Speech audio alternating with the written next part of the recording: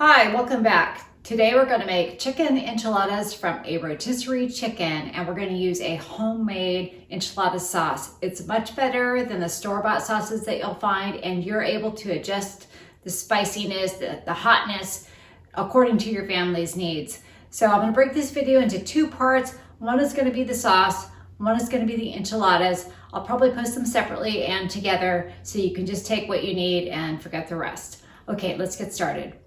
So years ago, when I started making enchiladas, I decided to skip the rolling them up into a little tortilla part. It just takes a lot of time, and when you're trying to put your dinner together and you don't have that much time, I decided I could just layer the enchiladas in there kind of like a lasagna and make sort of a casserole out of it. So this is really a chicken enchilada casserole.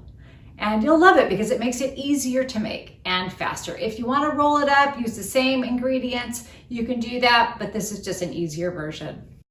These are the exact ingredients I'm going to use: chili powder, tomato sauce, tomato paste, beef broth, oregano, garlic powder, onion powder, cumin, and salt. Grab yourself a 2-quart pot and put your tomato sauce in first. Now keep in mind, you can use this enchilada sauce for beef enchiladas, cheese enchiladas, chicken enchiladas, any type of enchiladas you want, even vegetarian enchiladas. Next, we're going to add an entire 6-ounce can of tomato paste. Now notice I haven't even turned on the stovetop yet. It sure doesn't look like much yet, but it's going to be good. Next, we need 1.5 cups of beef broth. I use better than bouillon, so I'm going to scoop in about 1.5 teaspoons into 1.5 cups of water and put it in the microwave to warm it up so I can mix it. After we add the beef broth, we can start adding our dry ingredients. We're going to need 1/2 teaspoon of salt. Next, we're going to add 1/4 teaspoon of oregano, 1/4 teaspoon of cumin, 1/4 teaspoon of garlic powder, 1/4 teaspoon of onion powder. I'm going to add 1 teaspoon of chili powder, but you could definitely add more if your family likes things a little more spicy. That's all the ingredients, and now we are going to turn on the burner and bring it to a boil. Stir occasionally as it's coming to a boil so that you can make sure that you don't let it burn. Once your sauce starts to boil, you can turn down the temperature and let it simmer for 10 minutes. Stir occasionally as well. Now that this has been simmering for 10 minutes, I'm just going to stir it up and then turn off the burner and set it aside. If you would like to continue on to the next part where we make the enchiladas, go ahead and click the link up in the corner. Okay, now that we've made the sauce, let's make the enchiladas. They are so good, your family's gonna love them, and you can adjust them to be just as spicy as you want them. The first step is to take your rotisserie chicken and get all the pieces of chicken off, and then we're gonna cut it into little cubes. Once your cubes are about 1/2 inch in diameter, that's a good size to move on. I'm going to pour all this into a bowl and then cut the rest of the chicken. Once all your chicken is cubed, we're going to add a little bit of your enchilada sauce into it just to kind of get a little bit of the flavor throughout the chicken. I just use 2 little scoops of this small colander. And then I use 2 spoons to mix it up really well, just to make sure that flavor is sort of evenly distributed over the chicken. Now it's time to grate some cheese. I'm just using whatever cheeses I have left in the fridge. This is a Monterey Jack and a Colby Jack cheese. There's lots of different types of cheese you can use, but this is just what I have on hand, so this is what I'm going to use. So I'm going to grate about 1 cup of each of these to go on the layers as I layer the sort of enchilada lasagna thing that I'm making.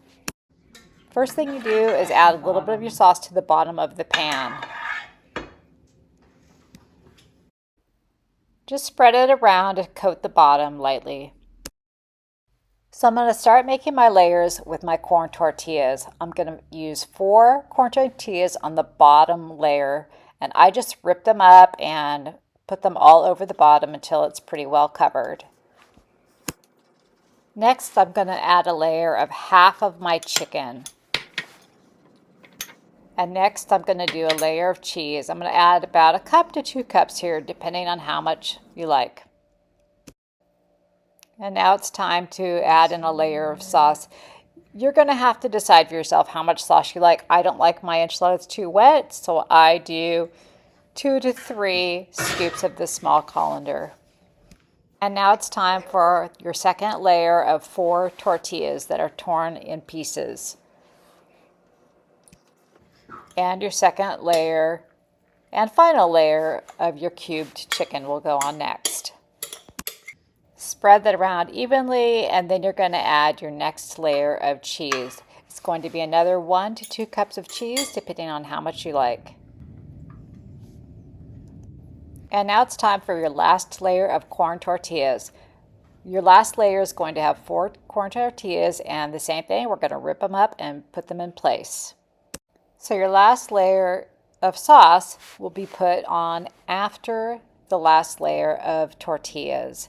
That is different than we did in the other layers inside.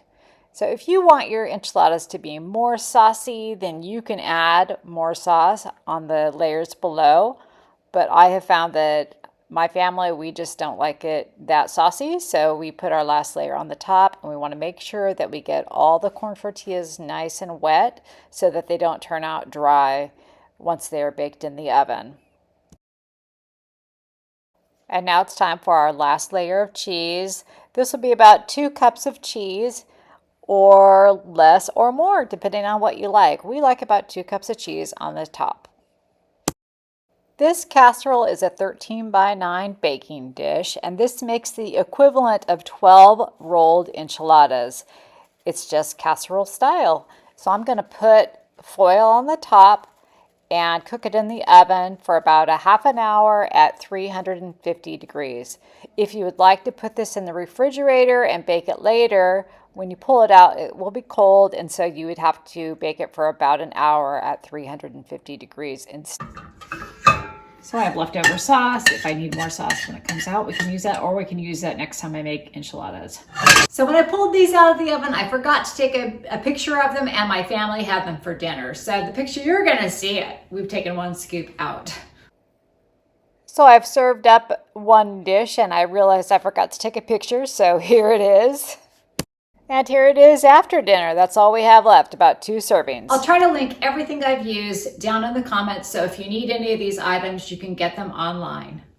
Okay, that's it. If you like this video, please please hit that subscribe and share it with your friends, and check out the next video here. I'll see you next time.